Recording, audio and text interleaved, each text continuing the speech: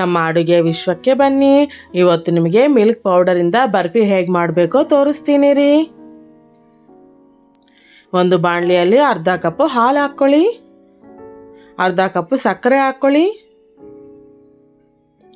ಸಕ್ಕರೆ ಕರಗಿದ ನಂತರ ಒಂದು ಕಪ್ ಮಿಲ್ಕ್ ಪೌಡರ್ ಹಾಕ್ಕೊಳ್ಳಿ.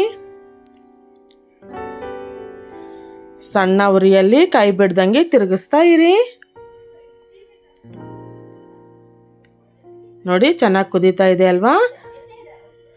ಸ್ವಲ್ಪ ಗಟ್ಟಿ ಆದಮೇಲೆ ಇದರಲ್ಲಿ ಸ್ವಲ್ಪ ಯಾಲಕ್ಕಿ ಪುಡಿ ಹಾಕ್ಕೊಳ್ಳಿ. ಇನ್ನೂ ಸ್ವಲ್ಪ ಹೊತ್ತು ತಿರುಗಿಸ್ತಾ ಇರಿ. ಇನ್ನೂ ಸ್ವಲ್ಪ ಗಟ್ಟಿ ಆದಮೇಲೆ ಒಂದು ಸ್ಪೂನ್ ತುಪ್ಪ ಹಾಕ್ಕೊಳ್ಳಿ.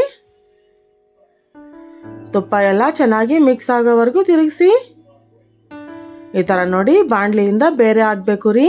ಆವಾಗ ಸ್ಟವ್ ಆಫ್ ಮಾಡಿ ಒಂದು ಮಣಿ ಮೇಲೆ ಹಾಕ್ಕೊಳ್ಳಿ. ಪೂರ್ತಿ ತಣ್ಣಗಾದ್ಮೇಲೆ ಈ ಥರ ಸ್ವಲ್ಪ ನಾದ್ಕೊಳ್ಳಿ. ಈ ಥರ ರೋಲ್ ಮಾಡ್ಕೊಳ್ಳಿ. 1 ಇಂಚು ದಪ್ಪದಾಗಿ ಕಟ್ ಮಾಡ್ಕೊಳ್ಳಿ. ಹಿಂದೆನೇ ತಗೊಂಡ್ರೆ ಈ ಥರ ಸ್ವಲ್ಪ ಮೆತ್ತಗಿರುತ್ತೆ ರೀ. ಕಟ್ ಮಾಡಿದ್ಮೇಲೆ 1-2 ಅವರ್ ಬಿಟ್ಬಿಟ್ರಿ ಬೇಕ್ರಿ ಸ್ಟೈಲಲ್ಲಿ ಬರ್ಫಿಯಾಗೆ ಇರುತ್ತೆ ರೀ. ತುಂಬ ಚೆನ್ನಾಗಿರುತ್ತೆ. ನೀವು ಒಂದ್ಸಲ ಟ್ರೈ ಮಾಡಿ. ಇಷ್ಟ ಆದರೆ ನಮ್ಮ ಅಡುಗೆ ಚಾನಲ್ನ ಸಬ್ಸ್ಕ್ರೈಬ್ ಮಾಡ್ಕೊಳ್ಳಿ ಮತ್ತು ಹೊಸ ರುಚಿಗಳನ್ನು ಅನುಭವಿಸಿ.